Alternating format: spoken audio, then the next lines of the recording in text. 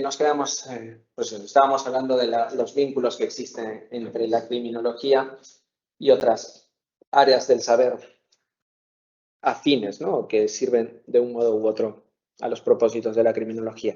Y lo que nos tocaba era comentar la política criminal. La política criminal va a tener como objetivo, es una ciencia. Bueno, luego vamos a matizar esto. Va a tener como objetivo establecer, intentar determinar cuáles son los mecanismos más eficaces para luchar contra la delincuencia. Entonces, la política criminal lo que hace al final de cuentas es marcar los objetivos que perseguimos como sociedad. Por ejemplo, luchar contra la delincuencia económica o luchar contra la delincuencia de género. Entonces, tenemos como objetivo, como sociedad, erradicar la violencia de género. Eso es política criminal. Tenemos como objetivo erradicar la delincuencia de poca monta, los ladronzuelos de la calle. Pues vamos a establecer una política de tolerancia cero con ese tipo de delincuentes. Si antes entraban a la comisaría y a las pocas horas estaban en la calle, pues vamos a hacer que si reinciden no salgan, que se queden encerrados, ¿no? A eso se dedica la política criminal, a establecer los medios que pueden ser más eficaces para luchar contra la delincuencia. Determinar qué medios son los más eficaces para luchar contra la delincuencia. Esta no es una actividad normativa. Esta es una actividad de constatación de qué es lo mejor para mi sociedad. Es decir, la política criminal no estudia necesariamente la norma, se sirve de ella, pero su objeto de estudio no es el Código Penal. Su objeto de estudio no es el delincuente. Su objeto de estudio es qué fin quiero alcanzar. Ese es su propósito, determinar los fines y determinar los medios. Y a la política criminal lo que le interesa es la eficacia de los medios. Que estos medios sean eficaces. Fijaros, más adelante estudiaréis en Derecho Penal que solo recientemente se ha incorporado en el Código Penal la posibilidad de castigar a las personas jurídicas, a las empresas, penalmente. Esto, tú que has estudiado Derecho, antes no existía. Antes la responsabilidad penal era individual de una persona. Las empresas no podían delinquir. Entonces, como han existido y como se ha constatado que durante pues, todo el tiempo, toda la era en la cual nos hemos regido conforme a las reglas del libre mercado, las empresas y los poderosos económicamente hablando han estado cometiendo delitos utilizando esas empresas, se ha tomado la decisión político-criminal de castigar a las personas jurídicas. Esa es una decisión que han tomado los políticos, haciendo política criminal. Bien, ya la hemos definido. Hay que tener en cuenta que existe dos formas de entender a la política criminal. Una es la política criminal como actividad del Estado y la otra como actividad científica. Son dos cosas diferentes. La política criminal como actividad del Estado es precisamente la que efectúan los órganos de gobierno. Son ellos quienes toman las decisiones. Hace un momento hemos hablado de cómo luchar contra la violencia de género, cómo luchar contra la delincuencia callejera, cómo luchar contra la delincuencia económica. Nosotros no pintamos nada, ni pinchamos ni cortamos en esos lados. Nosotros como criminólogos, como juristas, las decisiones, la orientación de la política criminal lo toman las personas que ostentan el poder. El poder legislativo, fundamentalmente, y el poder ejecutivo que puede promover, que puede impulsar modificaciones legislativas, ¿no? Entonces, la política criminal como actividad como actividad del Estado es la efectuada por esos órganos, ¿vale? En función de sus intereses. Sus intereses pueden ser de distinta naturaleza. Pueden ser intereses sinceros en querer luchar contra un fenómeno delictivo o pueden ser intereses populistas.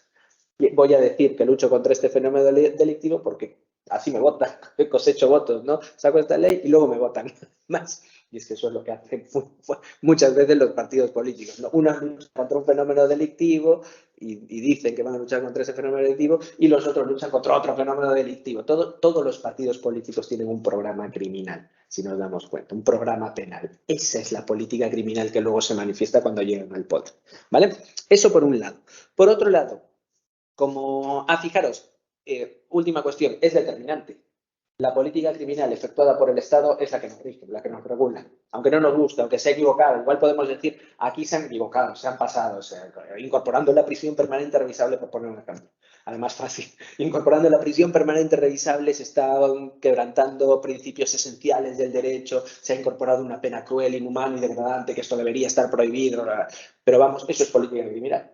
Al final de cuentas, lo que hacemos los juristas, los criminólogos, los sociólogos es lo segundo, la política criminal como actividad científica.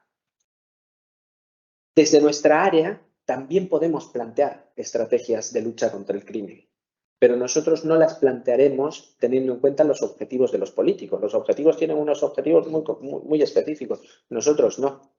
Nosotros quizás lo que perseguimos en la tierra es luchar precisamente contra, pues si trabajamos en una comisaría, es luchar contra la delincuencia callejera en una determinada zona de mi pueblo, porque ahí se detectan muchas pintadas, grafitis y lo que sea, y daños a la propiedad privada. Efectivamente, nosotros estaremos planteando estrategias de política criminal, pero a nivel micro. Y si convencemos a nuestro jefe, pues mejor que mejor. Les hemos dado una buena herramienta de política criminal y sirve, ¿no? Y probablemente sirva y viviremos en un mundo mejor. Pero esa también es una manifestación de política criminal. Es decir, que nosotros podemos hacer política criminal, no vamos a influir, o nuestra política criminal no es determinante como la que desarrollan los órganos de gobierno, pero también podemos efectuar actividad científica, ¿no? Realizar estudios, por qué se delinque en esta zona, qué tipo de delincuencia hay y cuáles son las mejores herramientas para combatirla. Quizás solo hace falta una política disuasoria. Por ejemplo, vamos a poner a 2 patrulleros allí. Punto. Y con eso despejas la zona de robos o de hurtos. Se acabó. Esa es una estrategia de política criminal. ¿Vale? Bien.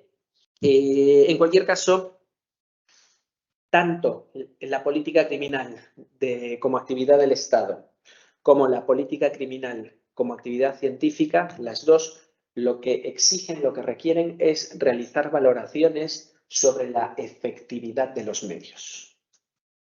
Es decir, que tanto el gobierno como nosotros, a nivel micro, lo que nos planteamos es ¿cuál herramienta es más eficaz? Yo lo que quiero es erradicar la delincuencia. ¿Y qué es lo más eficaz para ello?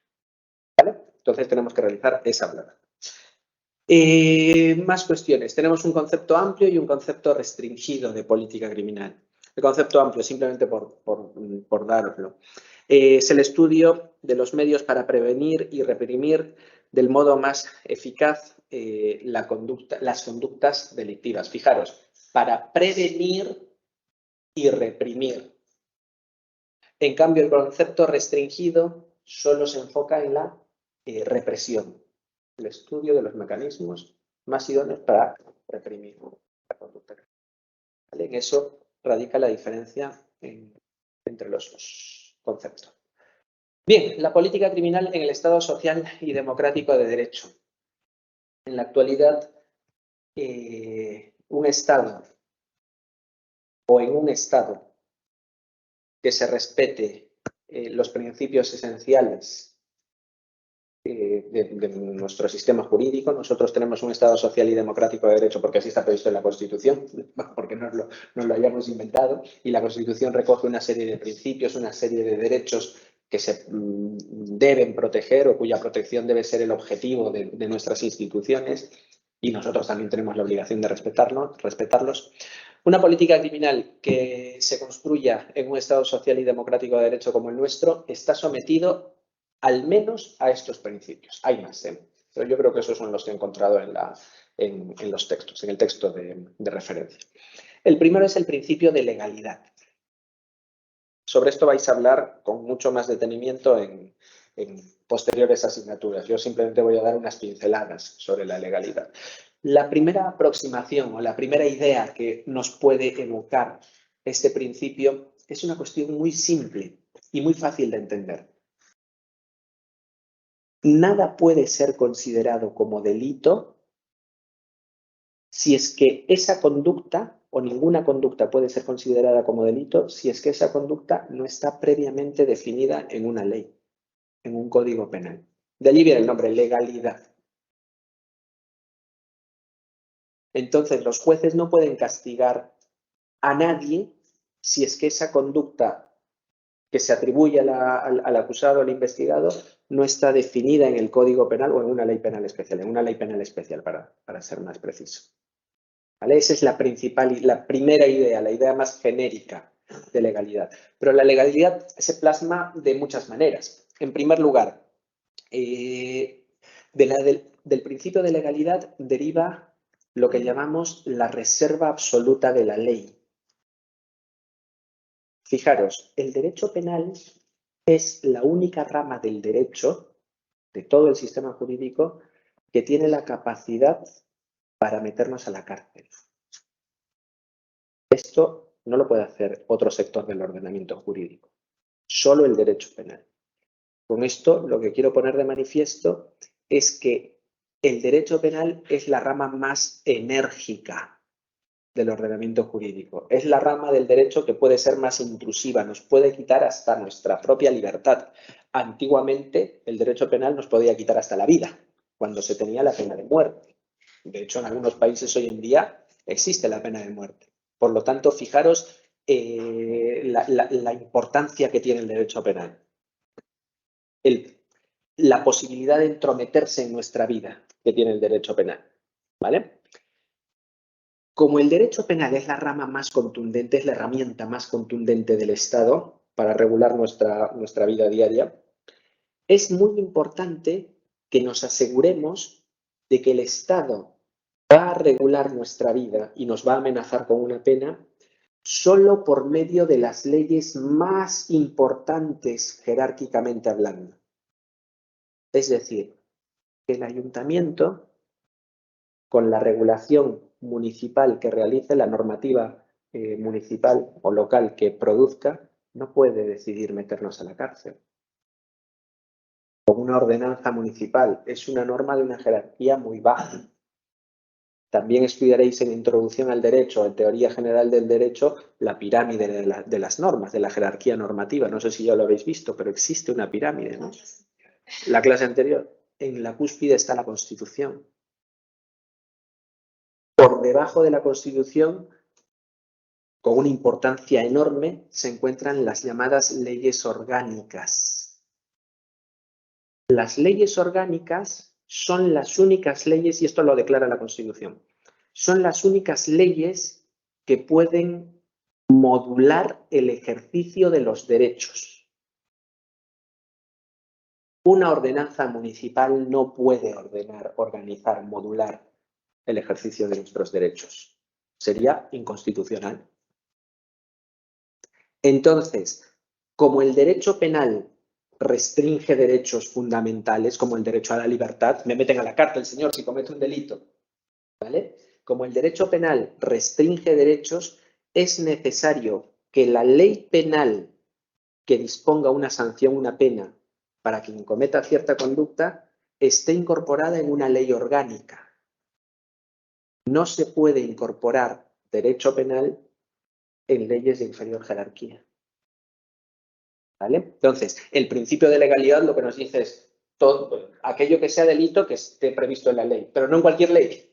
O sea, que cualquier modificación del Código Penal, por el añadido, tiene que ser previamente una ley orgánica. Por ley orgánica. No se puede modificar el Código Penal sin una ley orgánica. Obligatorio, una ley orgánica. Esa es una exigencia del principio de legalidad. El ayuntamiento elabora una ordenanza municipal en la que dice a partir de ahora es delito en fiestas de pueblos, ¿no? Hacer pis en la calle. Habrá muchas personas que hagan pis en la calle y por eso el ayuntamiento publica o elabora esa ordenanza. Es delito y vamos a castigar con una pena privativa de libertad de 2 días, 3 días. No puede hacerlo. No soportaría, al juez le llega esa ordenanza y diría yo, señor, no voy a aplicar esto. denuncio a Emilio Armaza porque ha hecho pis en una esquina. Vamos, es que no tendría ninguna lógica. Ahora bien, si el legislador penal modifica el Código Penal y realiza la incorporación de un delito de esa naturaleza, el juez está obligado a aplicar la pena, aunque no le guste.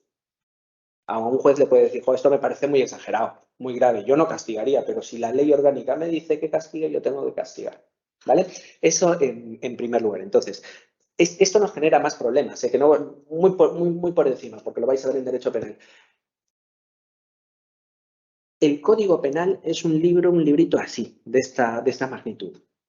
En un libro de esta magnitud, en un texto en un tocho de esta extensión, no se puede incorporar con detalle todas las conductas que son delitos. El Código Penal utiliza muy a menudo referencias a otras leyes. Y esas leyes pueden ser de menor jerarquía. Os pongo un ejemplo. El delito de dopaje, los deportistas. Se castiga a quien le entrega a un deportista una sustancia dopante. Pero el Código Penal no me dice qué sustancia es dopante. Imaginaros que el Código Penal incorpora una lista de sustancias dopantes. Lo que tenemos que hacer es remitirnos a otra norma, un Real Decreto, que tiene menor jerarquía que una ley orgánica. En ese Real Decreto, determinado, yo no me acuerdo el número, se establece la lista de sustancias dopantes. Y ese Real Decreto cambia cada año, cada 2 años, cambia con bastante frecuencia. ¿Vale? A esto le vamos a llamar ley penal en blanco. Son remisiones que hace el Código Penal a leyes que pueden ser de menor jerarquía. Y presentan una problemática muy interesante que la vais a ver en Derecho Penal. ¿Vale? No, simplemente quiero que sepáis cuál es el problema. Bien, por otro lado, del principio de legalidad también deriva otro principio u otra exigencia, que es el principio, la exigencia de determinación, certeza o taxatividad. Determinación, certeza o taxatividad. El legislador, cuando define un delito, cuando incorpora un delito en el Código Penal, lo tiene que definir de forma clara. No tiene que ser ambiguo. No tiene que utilizar expresiones y términos que nos puedan llevar a la confusión, que nos puedan hacer confundir. La redacción tiene que ser clara. Está, señora, en juego la libertad de una persona. Así que defíname claramente qué es delito. Y aquello respecto de lo que tenga duda, el derecho procesal me va a decir, actúa en beneficio del reo. Ante la duda, beneficia al reo. ¿Por qué? Porque está en juego su libertad. 10 años, 15 años. Entonces, esa es la segunda exigencia. No solo que esté en una ley, sino en una ley orgánica y que además esa ley sea clara. ¿Vale? Vale, más. Por otro lado, principio de irretroactividad. Irretroactividad. Fijaros, imaginaros que hoy no es delito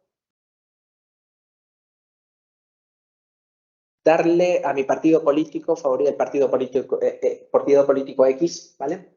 Que yo como ciudadano de pie de calle y además empresario, le dé al partido político en cuestión 100.000 euros para su campaña política. No es delito. Y yo le doy a mi partido político porque además, pues, igual luego me ayudan o luego lo que sea, ¿vale?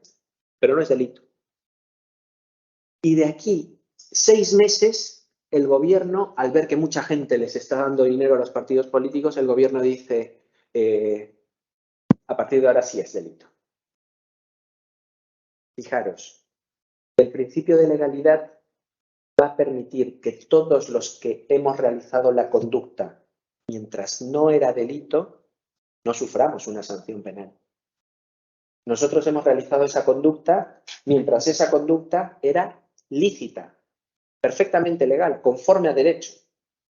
Lo que no puedo hacer es volver a realizar esa conducta después de que el Código Penal se ha modificado, porque ahora sí ya es un delito. A eso le vamos a llamar principio de irretroactividad.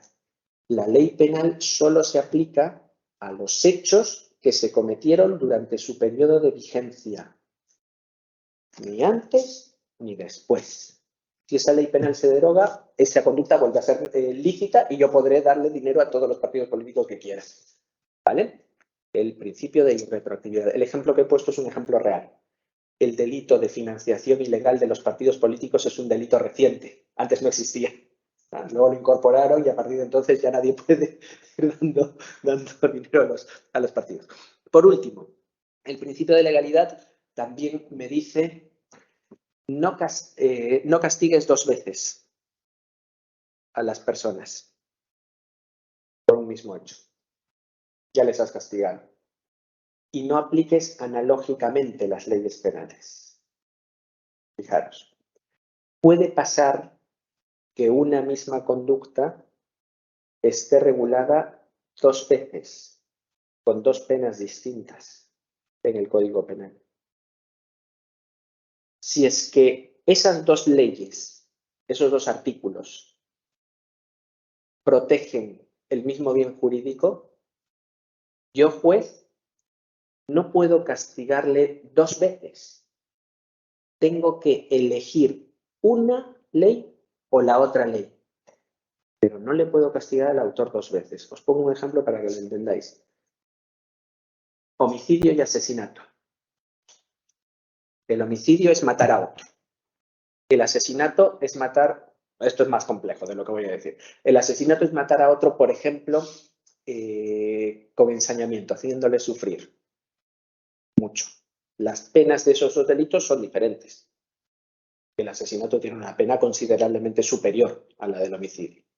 Pero quien asesina también ha matado. Es decir, mi conducta encaja tanto en el delito de asesinato,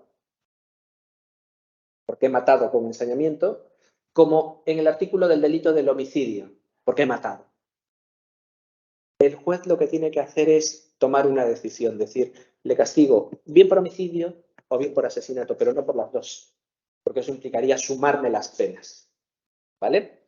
Esto también deriva del principio de legalidad. Por otro lado, tenemos el principio de culpabilidad. Muy importante. Sobre ello hemos hablado a lo largo de esta asignatura, de estas sesiones. Solo vamos a castigar a aquella persona, imponerle una pena. Solo le vamos a imponer una pena a aquella persona que en el momento de actuar, en el momento de cometer el delito, tenía la posibilidad de elegir no cometer el delito. Solo castigamos a la persona que libremente ha elegido cometer el delito. Aquellas personas que han visto que su libertad estaba constreñida por algún factor de múltiple naturaleza, no le podemos castigar. Esa persona no es culpable. Ejemplos múltiples. 1, una persona con una anomalía mental muy grave, muy grave. Es difícil que suceda esto, pero puede suceder perfectamente. A esa persona le vamos a llamar inimputable. Si la anomalía mental no es tan grave, le vamos a llamar semi-imputable y sí merece pena. Pena reducida, pero pena al fin de cuentas. ¿Vale? Otro ejemplo, una persona que actúa por miedo. Viene Pablo Escobar, el narcotraficante este famoso, ¿no?, de la historia de Colombia, y me dice, hombre, Emilio, muy buenas, tú trabajas en la universidad y tienes contacto con muchos alumnos, te vas a encargar a partir de ahora de distribuir estas drogas entre tus estudiantes. Y si no lo haces, te mato al papá, a la mamá, al hermano y a tu novia. Entonces, yo que no quiero, en principio, traficar con drogas, me veo en la obligación de hacerlo porque estoy bajo amenaza de muerte. Yo no, pero mis seres queridos. Entonces, este es un supuesto de miedo insuperable. Entonces, no me pueden castigar a mí. Habrá que castigar a Pablo Escobar por el delito de 1, coacciones, me ha obligado a hacer algo que no quiero, y 2, por el delito de tráfico de drogas. Además, organización criminal, habrá muchos delitos más. Pero bueno, entonces yo quedo libre, liberado. No soy culpable, a pesar de que he realizado el hecho. ¿Vale? Luego también otro ejemplo. Bueno, no me voy a meter en esto, porque si no nos vamos a meter. Principio de igualdad ante la ley. Esto está vinculado, fijaros, con el principio de culpabilidad. Porque el principio de igualdad ante la ley lo que me dice es, trata por igual a quienes son iguales. Pero el principio de igualdad, o el principio de igualdad, se compone también de lo que los teóricos llaman principio de diferencia. No todas las personas estamos en las mismas condiciones. Hemos puesto el ejemplo de los inimputables. Yo no puedo castigar a un inimputable metiéndole a la cárcel precisamente porque es inimputable. Entonces, trato como igual a quienes son iguales y distinto a quien merece un trato diferente. A ese inimputable no le impongo una pena, le impongo una medida de seguridad apropiada a su situación. Principio de igualdad y principio de diferencia. Fácil. Tratar con igualdad, diferente a los diferentes. Punto. Bien, principio de lesividad. Por otro lado, el principio de lesividad nos exige que castiguemos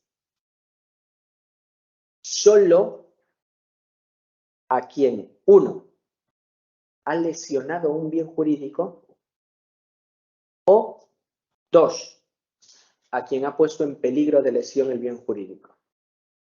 A o B, una de las dos. Pero no puedo castigar a quien ni ha lesionado ni ha puesto en peligro de lesión un bien jurídico. Me explico. Merezco pena si mato a Pedro, porque he lesionado un bien jurídico que se llama vida. Merezco pena si intento matarle, pero fracaso en el intento. Por ejemplo, he disparado, pero la mano me temblaba y no di en blanco. Pedro se va corriendo. No le he matado, no he lesionado el bien jurídico, pero he puesto en peligro su vida. Entonces, el principio de lesividad me va a decir, o nos va a decir, solo castiga a quien lesiona o a quien ponga en peligro de lesión. Si yo quiero matarle, pero no hago nada, no estoy ni lesionando ni poniendo en peligro de lesión el bien jurídico. Entonces, no se castigan conductas que no sean peligrosas para el bien jurídico. Luego, en teoría del delito, veréis que el peligro, valorar el peligro es muy complejo. Nos llevaría 3 clases a hablar sobre peligro. ¿Vale? No vamos a entrar en los delitos de omisión. Es complejo. Claro. Hay que Claro. Es que en los delitos de omisión el peligro ya viene dado y no lo provoca uno. El peligro se llama la situación típica, ¿no? La omisión del deber de socorro, el más simple, ¿no? Me encuentro una persona atropellada y yo no le ayudo. Entonces aquí lo que se castiga es que he desatendido mis deberes de solidaridad con la población. Yo tengo el deber de ayudar a los demás y no lo he hecho. He preferido hacer otra cosa, llegar pronto al trabajo, en lugar de salvarle la vida a una persona que lo necesita. Entonces, el bien jurídico solidaridad ha sido lesionado o como poco puesto en peligro. Pero no la vida, sino el bien jurídico que es otro, que es la solidaridad. ¿Vale? Bien. Sí. Cuando no se lesiona ni se pone en peligro, cuando uno piensa. Podemos tener el pensamiento más terrible del planeta, el más despreciable. De ahí la diferencia, fijaros, entre un pedófilo y un pederasta. Pedófilo es aquella persona, o pedófila es aquella persona que le gustan los menores de edad. Pero el hecho de que a una persona le guste, ese hecho, el gusto no es un delito. Entro en el terreno delictivo cuando tengo contacto con el menor. La primera conducta no supone un peligro para el bien jurídico. La segunda conducta sí. Querer matar. El simple hecho de querer matar es un pensamiento. Un principio esencial del derecho penal es que el pensamiento no delinque. Yo puedo querer lo peor para este planeta. Puedo querer cometer los delitos más atroces, pero simplemente el simple hecho de querer cometer esos delitos no constituye delito. Por eso es muy importante respetar el principio de lesividad. Solo intervengo cuando se lesiona o se ponen en peligro de lesión los bienes jurídicos. Antes no. ¿Vale? Por otro lado, tenemos el principio de intervención mínima y de última ratio. Hemos dicho al inicio de esta clase que el derecho penal es la estrategia o la herramienta más enérgica que tiene el Estado para luchar contra la delincuencia. Supone incluso la pérdida de libertad para las personas que son sometidas a derecho penal. como es la herramienta más enérgica, va a ser nuestra última opción, nuestro último recurso, última ratio. Va a ser la última herramienta que vamos a utilizar para luchar contra la delincuencia.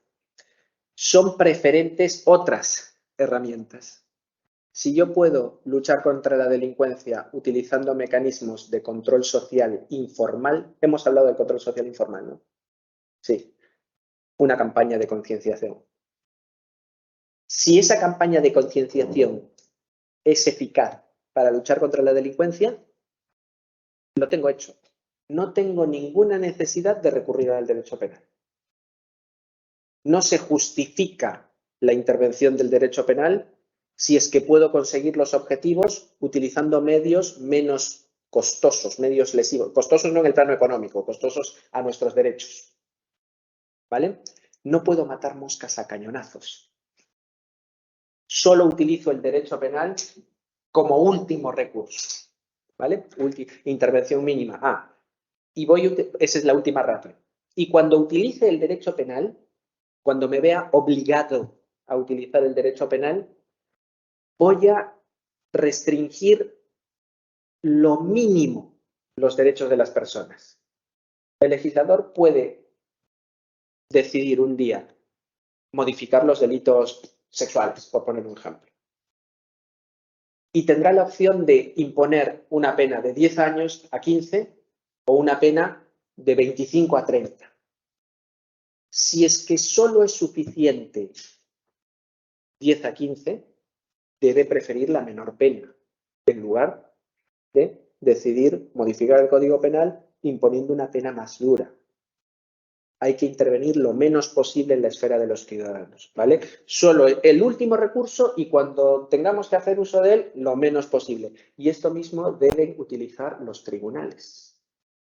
Solo pueden imponer las penas o elevar las penas cuando puedan justificar el incremento de la pena. Si no tienen forma de justificar incrementar la pena, tienen que imponer la pena menor. ¿Vale? Tenías una pregunta, creo. Una persona, por ejemplo, con una denuncia y antes tenía que recurrir a, digamos, yo que sé, el ejemplo que vi el otro día en el periódico que venía, que pusieron una denuncia idealista, porque, ¿cómo era? Un anuncio ponía contactar solo españoles o algo así. Y denunciaron a la idealista por eso y todo eso. Perdieron el caso porque antes tenían como que decirlo de alguna manera o pasar un escrito o algo así antes de denunciar, diciendo que tienen que quitarlo por tal motivo y tal otro, antes de recurrir ya a una denuncia y todo eso. ¿Qué pasaría cuando una persona no sigue sus pasos antes de recurrir al derecho penal? Ya. Vamos a ver. Es buena. Es que el caso de idealista me chirría un poco porque la conducta que describes es que unos arrendadores no quieren arrendar a personas por motivos de su nacionalidad. Ese hecho de por sí no es constitutivo de delito. Tendría que estudiarlo más, ¿eh? O sea, tendría que sentar bien con el Código Penal. Puede ser trampa con esas personas. Puede meterse un delito de odio. ¿Cómo están las cosas? No. ¿No? No. Bueno, sí. O sea, por poder se puede presentar, sí. Por poder se puede presentar. Otra cosa es que se condene por eso. Yo no lo veo como delito de odio por una razón. Porque hay delito de odio cuando alguien incita al odio hacia un colectivo, de modo que este colectivo sufra peligro. Utilizar las redes sociales, Facebook. Sí, pero para incitar al odio. El hecho de que la compañía diga, alquilo un piso, por favor, no extranjeros. Eso no implica de por sí que incites al odio. Entonces, es complicado que un juez considere que ese es un delito de odio. Yo por esa razón veo difícil. O sea, sin estudiarlo mucho, ¿eh? O sea, así me has soltado la pregunta, yo también mi primera impresión es la que te suelto. Yo creo que no tendría que prosperar una denuncia en ese sentido. Penal. Luego, seguramente, la empresa estará realizando actos pues, que discriminan a las personas y el ayuntamiento o el gobierno vasco le pondrá una multa o lo que sea y le dirán que quite esa referencia, pero eso no es un delito como tal. ¿Vale? Eso ese terreno ya lo desconozco, yo solo conozco el derecho penal. Luego, fuera de esos casos, formalidades para poner una denuncia es que no hay. La puedes poner bien en la comisaría o bien en el juzgado de guardia. Luego, iniciado ya el proceso, sí existe un formalismo. Hay un proceso penal. En algunos casos te dirán, vamos a conciliar, vas a reunirte con esta persona o no, vas a declarar, no vas a declarar, pero después que has iniciado el proceso penal. Entonces, es por eso un poco complicado. Vale. Por último, fines de la pena. La pena, la doctrina actual... ¿Sabes dónde están las injurias de particulares? No, siguen. Lo que pasa es que se exige que la injuria no sea un simple... disculpadme quienes estoy conectados. Claro, un cabronazo o hijo de no sé qué. Tiene que tener una mayor entidad, una entidad pues, que realmente cause humillación a la víctima. Claro, pero eso puede más claro. Para una persona puede ir más, le digan esa palabra y otros se la soplan. Exactamente. Entonces, pero claro, aquí los jueces... Cada uno tiene su Sí. Los jueces suelen tener en cuenta los usos sociales. Entonces, un cabronazo, un hijo de no sé qué, no suele prosperar. Sí, no suele prosperar. ¡Hombre, cabronazo! Exacto, sí. No, pero ahí no hay animus injuriandi. El ánimo, tiene que haber dolo, intención de herir los sentimientos. En ese caso es animus jocandi, ¿no? El ánimo de hacer una broma. Eso quedaría, vamos, fuera de reproche. Vale, fines de la pena. Pero sí, las injurias, o sea, a la luz del principio de intervención mínima, pues igual se puede defender. De hecho, se defiende la despenalización de no solo ese, de muchos delitos de expresión. Los delitos, por ejemplo, los delitos de injurias a la corona. Lo que se dice es, muy bien, se trata de una institución del Estado, ¿vale? Pero ¿hasta qué punto los ciudadanos no tienen el derecho a criticarla? Incluso aunque esto suponga humillación para algunas personas. Entonces es un debate candente. ¿A la luz de qué? De la intervención mínima. ¿Vale? Está tipificado en la actualidad y no parece que se vaya a modificar a corto plazo. Veremos qué es lo que pasa en los próximos años, pero es lo que se debate. Sobre los delitos de expresión como las injurias, ahora mismo es uno de los puntos de mira de la política criminal como actividad científica. O sea, los criminólogos, los penalistas dicen, joder, esto igual ya tendría que descriminalizarse un poco. Bien, fines de la pena. En la doctrina contemporánea y en la legislación vigente se encuentran referencias a que la pena cumple tres finalidades. La primera es la retribución. Lo que hemos venido hablando todas estas lecciones. El castigo. Has hecho algo mal y por lo tanto te voy a imponer un mal. El castigo. ¿Vale? El quien hace la paga, en efecto. Sobre esto podríamos estar hablando 2 horas, porque hay una vertiente ética, una vertiente filosófica, una vertiente jurídica, la ley del talión, ojo por ojo, diente por diente, vamos. O sea, es muy complejo. Pero bueno, para que sepáis, una primera aproximación es eso. La retribución. Primer fin de la pena. Por eso se impone la pena. Y castigo, o se impongo una pena para castigarle. Segundo fin de la pena. La prevención especial. La prevención especial está referida a que le castigo para rehabilitarle.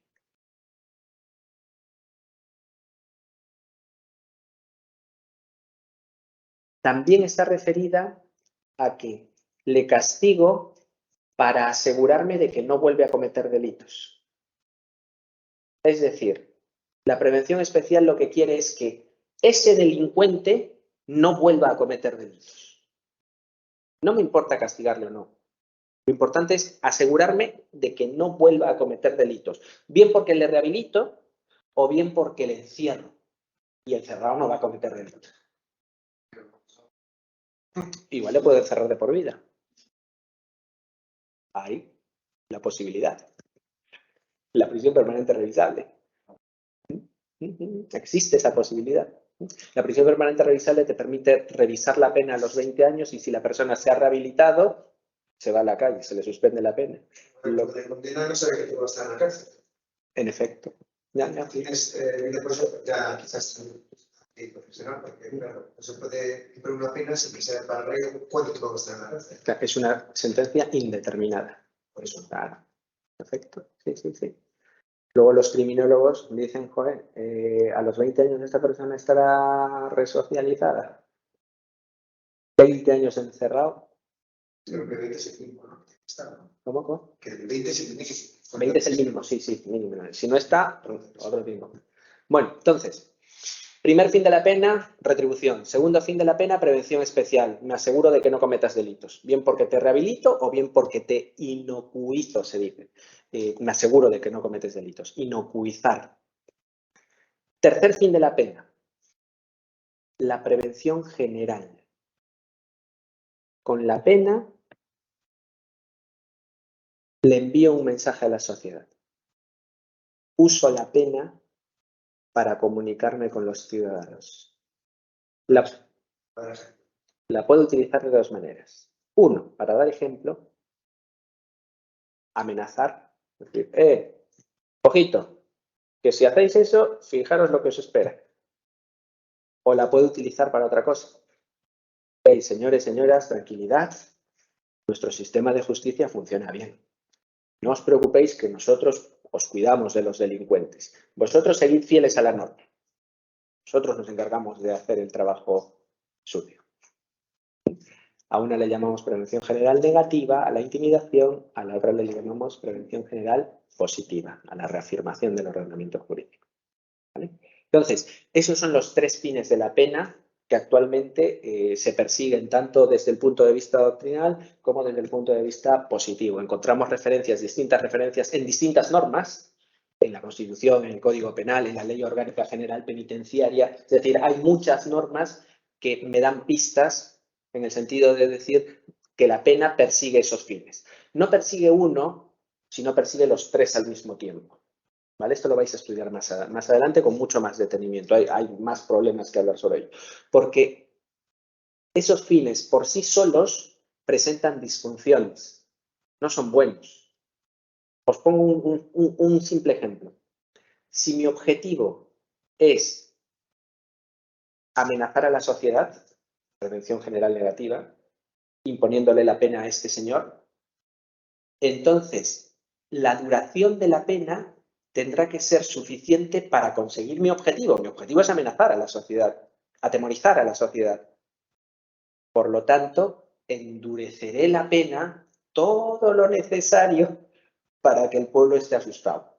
Y eso me puede llevar a imponer penas que no podemos sostener por delitos mínimos, ¿no? Se cometen muchísimos delitos patrimoniales. La delincuencia callejera patrimonial es una de las que más destaca en las estadísticas criminológicas o de estudios criminológicos. Entonces, la población, y de hecho, si hacemos un estudio, que los criminólogos lo hacen, un estudio de percepción de inseguridad, lo primero que va a decir la mayoría de la población, yo es que el delito que más creo que puedo sufrir es que me hurten o me roben. Todos sentimos ese miedo. En algún momento de nuestra vida se me hurta el móvil, me lo han llevado, la cartera, no sé qué. Entonces, si tenemos miedo a ese tipo de delincuencia, entonces es fácil incrementar, aunque es una delincuencia escasa. No se puede comparar ese delito con un homicidio, con una violación. Esos son delitos muchísimo más atroces que un simple robo de un móvil. Pero tengo justificación para imponer penas elevadísimas a ese delito, con el fin de atemorizar a los potenciales delincuentes. Entonces, cada una de las penas, de las teorías de la pena por sí sola presenta problemas. Lo que hay que hacer es combinarlas porque la retribución me va a permitir determinar un límite. Fijaros, la retribución lo que dice es castígale, retribúyele el mal causado. ¿Eso qué significa? Que tengo que imponerle un mal proporcional al daño que esa persona ha causado, pero no mayor. Entonces la retribución me va a permitir evitar que el derecho penal imponga penas elevadas para conseguir atemorizar a la sociedad, para conseguir la rehabilitación del delincuente, etcétera, etcétera. Entonces, me equilibra la retribución, ¿vale? Por esa razón es que los tres fines deben ir combinados. Bien, características del derecho penal actual o tendencias actuales en la política criminal. En la actualidad tenemos, pues eso, vivimos en lo que se llama sociedad del riesgo. Prácticamente todas las actividades que realizamos entrañan riesgo. Si habéis venido en coche, esa conducta es una conducta de riesgo, ¿no? Otra cosa es que el riesgo esté tolerado. Entonces, hay riesgos que la ley, la legislación tolera y riesgos que la legislación no tolera. A esos riesgos que la legislación no tolera le va a corresponder y se les van a asignar sanciones, algunas de ellas administrativas, multas y otras penales. Por ejemplo, venir a la universidad en coche es un riesgo permitido. Venir a la universidad superando en 10 kilómetros la velocidad permitida es un riesgo no permitido y me impone una sanción administrativa, una multa por pasármela, porque he hecho saltar el radar. Venir a la universidad en coche borracho es un riesgo muchísimo mayor y me impone un castigo penal, una sanción penal. Entonces, vivimos en una sociedad del riesgo, ello se debe al desarrollo industrial, tecnológico y por ello el derecho penal presenta una serie de características o la política criminal presenta una serie de características. Primero, se establecen leyes penales de carácter preventivo, es decir, lo que por lo general quieren evitar las leyes penales o los legisladores mediante las leyes penales es prevenir daños materiales. Por eso se castigan conductas de peligro, no conductas de lesión. El castigo de conducir borracho, del delito de conducción en estado de ebriedad, conducir borracho, se justifica porque conduciendo borracho puedo matar a alguien. Por esa razón voy a prevenir que mates a alguien castigando el mero hecho de realizar una conducta peligrosa. Todavía no has matado a alguien. De hecho, el conducir borracho no implica que vayas a matar a nadie. Puedes llegar a casa sano y salvo, sin matar a nadie. Pero yo voy a prevenir. El derecho penal es preventivo, ¿vale? Esa es una de sus características. Segunda, se aprecia una expansión del derecho penal. El derecho penal se está expandiendo, cada vez es más grande.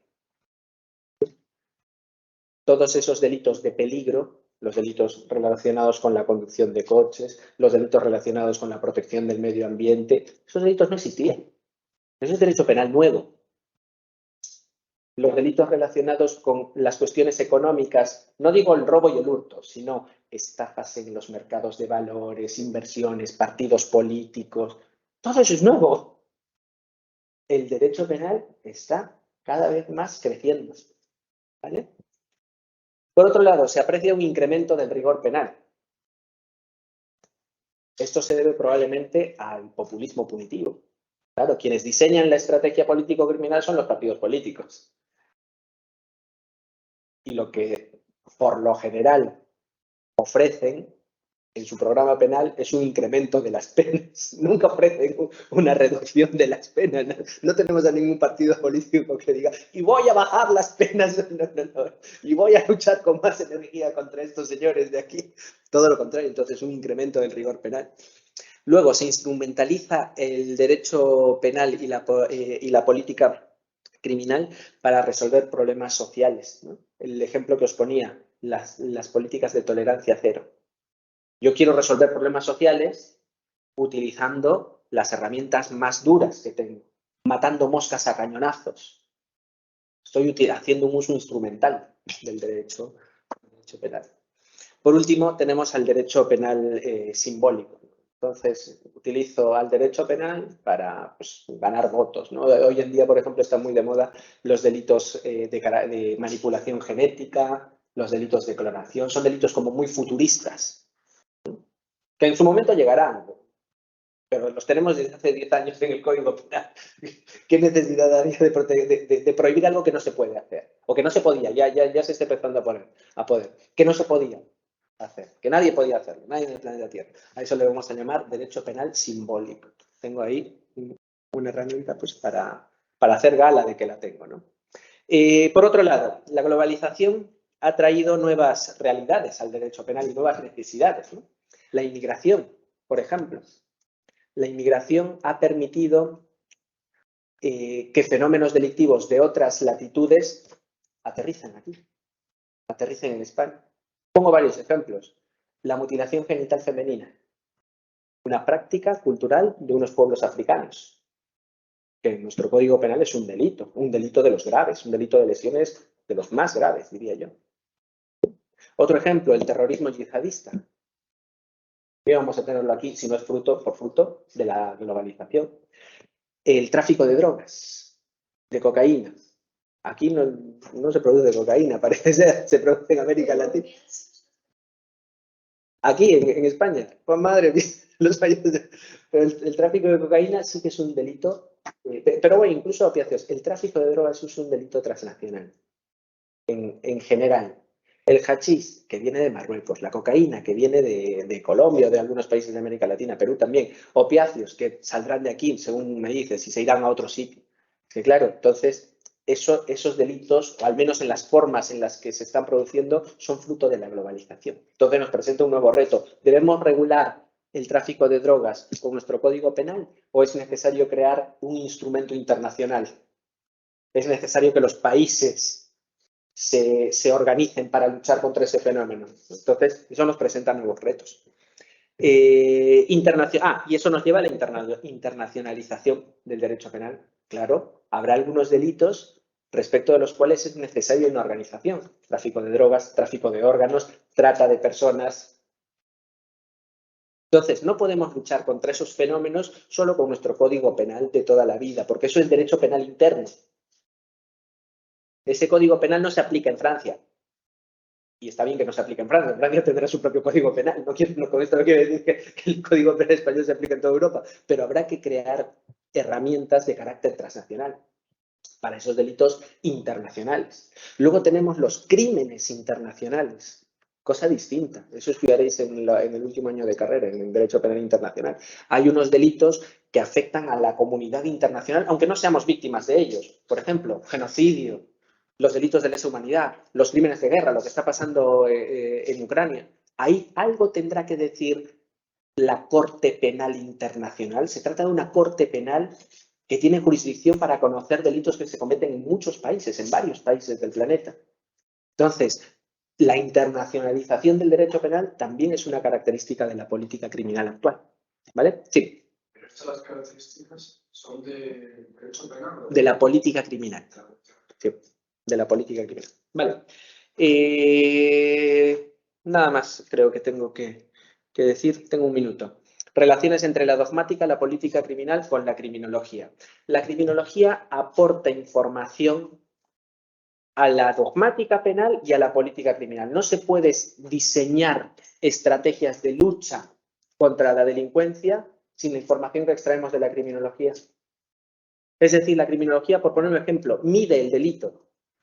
Claro, si sé qué magnitud tiene el delito, podré diseñar una estrategia de política criminal pues más eficaz. La criminología establece si esa castración química, por poner un ejemplo, es eficaz o no es eficaz. Entonces le podré decir a la dogmática, oye, sí, defiende esta consecuencia jurídica como consecuencia para los delitos sexuales. Entonces, la criminología, la dogmática y la política criminal están interrelacionadas y deberían estar en constante comunicación. Por eso es importante que vosotros pues, conozcáis tanto derecho penal nuclear como política criminal y además pues criminología, que es lo bueno. ¿Vale? Lo dejamos ahí entonces. Hasta la próxima clase, que ya nos toca los correlatos del delito, la edad y el sexo. Bueno, quienes estáis conectadas, hasta la próxima.